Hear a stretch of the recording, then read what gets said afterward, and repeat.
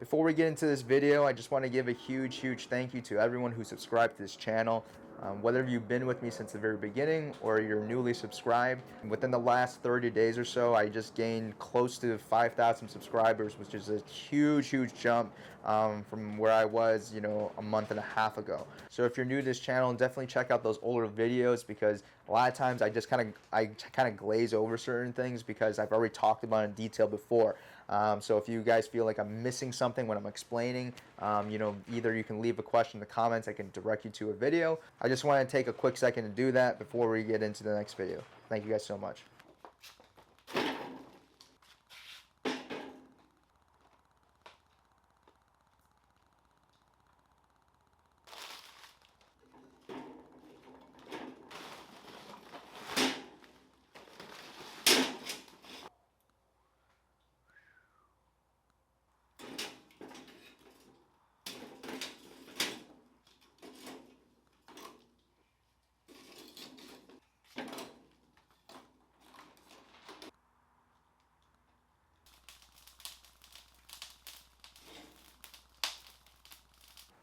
Like many of you, I have the privilege and the honor to cook some barbecue for the holidays.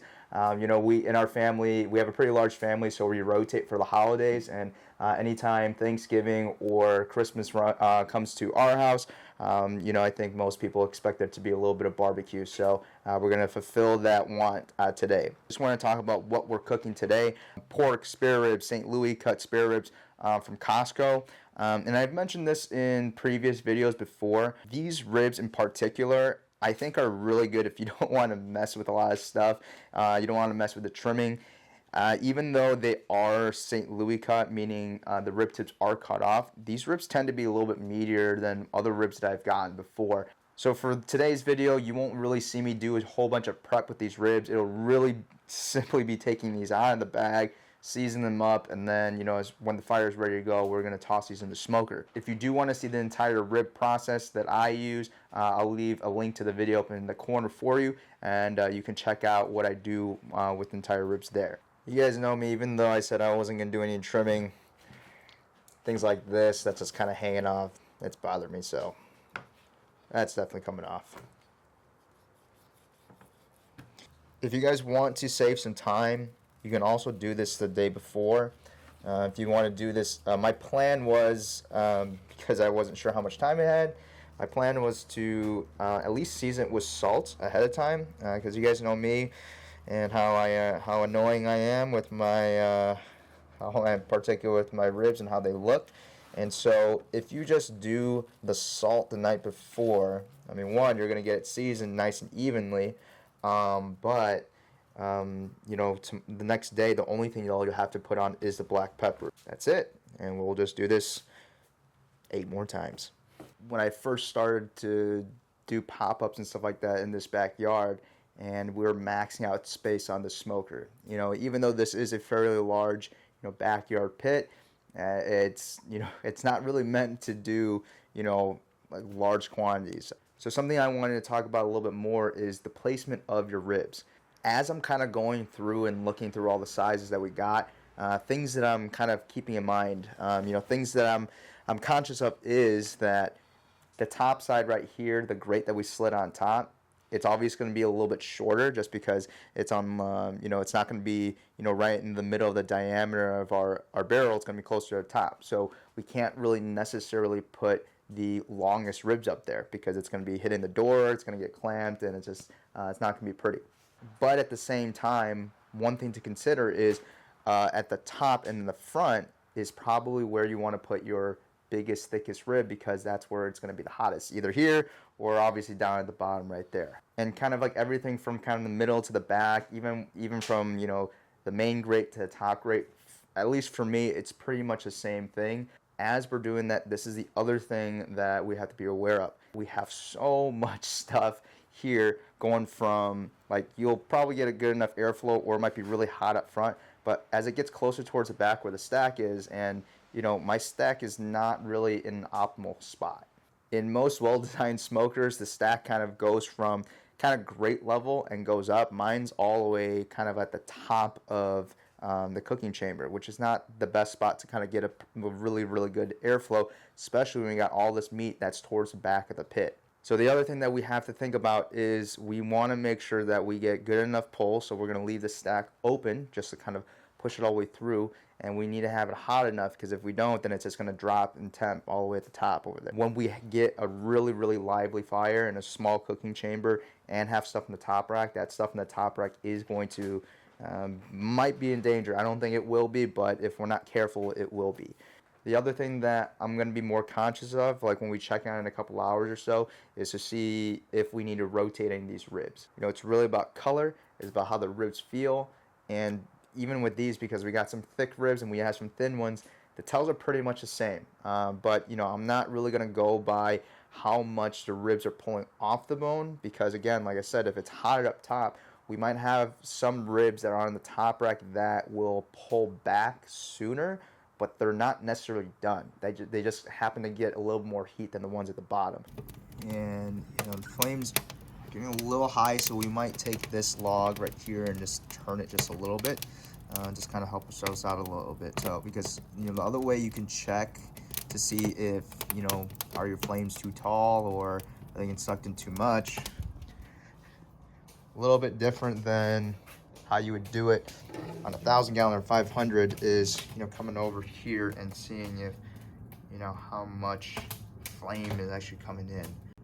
Other thing you can do to test to see if a certain area is too hot, I talked about this a while in one of my older videos, but get some water, and if you just sprinkle it on there, you can tell which parts of your grate are too hot. And you can see that's where we had the biggest rib earlier before I moved them, and obviously way too hot.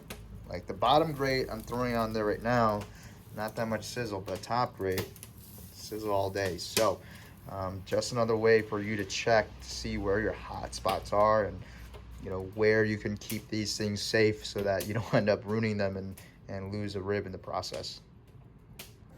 Also, no water pan. I don't think we really need it. Now, if we do need a little bit of extra moisture during this cook, you know, I don't really spritz my ribs, and I showed that in my other video, but this might be a time when you use them. Like I said, it's not that I don't ever use, you know, water pans or spritzes or foil tips and things like that. It's just knowing when you might need it. This is one cook where, let's say if I step away and it gets too hot and the, you know, the ribs up top get a little bit, you know, they get scorched or get too hot. You know, I would probably spritz them down and then again move them towards the bottom and the back. And it's just, you know, using these things to make sure we can get the same product with different circumstances that we maybe can't control, or maybe we didn't pay attention to. But do we need to do it every single time, all the time? No.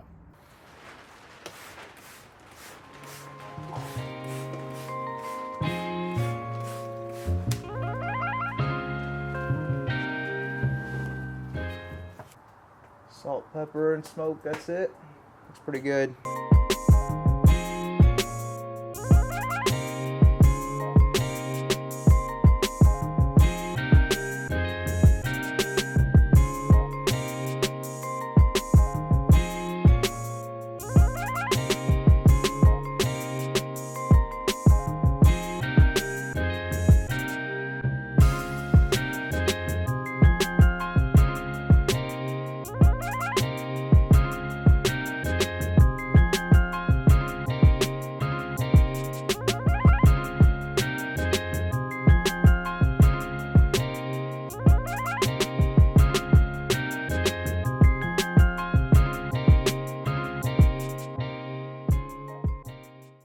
All right, now we got all the ribs off, and we just finished them just in time, and we were shooting for 6 hours, and we finished them in like 5.5, so it's kind of exactly what I wanted to happen. When I'm checking these ribs, I'm looking for that bend and that fold. You know, we want to make sure that they're soft, but not too soft, or also fall apart on us. So next thing we're going to do is we're going to throw on those steaks to reverse sear them. You know, I'm not one of those guys that thinks that everything is better off of a smoker. I personally don't think the reverse seared steak is is the best, or at least it's not my favorite. I personally just like having a steak on the grill and flipping it every 30 seconds until it's good. But when we're cooking a bunch and we want to get them all done roughly on the same time, and also, I have a couple people in my family who might not necessarily want medium rare. Some of them might want it a little bit over. So, it's an easier way to kind of manage all that, because we just can get the internal temps right for all these steaks and get the portions right. And all we gotta do is sear them off. So, like I said, not my favorite way, but if we're doing a bunch of steaks, it's definitely my favorite method, just because I don't have to worry about managing steaks on a grill and flipping them all at the same time.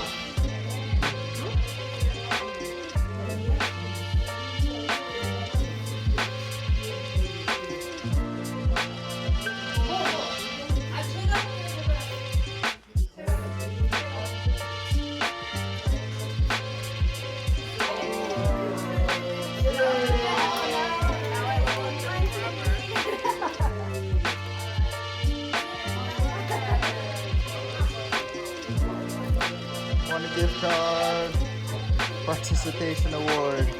Woohoo!